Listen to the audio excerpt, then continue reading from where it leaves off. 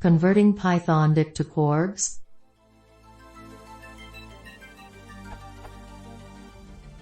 I want to build a query for sunburnt solr interface, using class inheritance and therefore adding key value pairs together. The sunburnt interface takes keyword arguments. How can I transform a dict type column event into keyword arguments type equals event?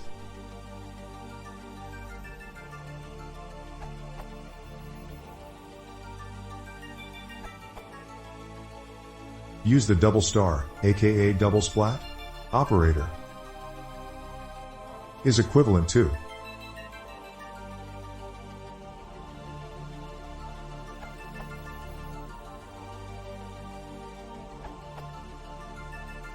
Operator would be helpful here.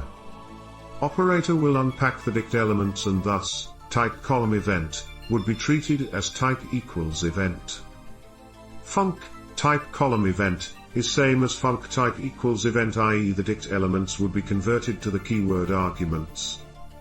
Fy will unpack the list elements and they would be treated as positional arguments. Func 1, 2 is same as func 1, 2.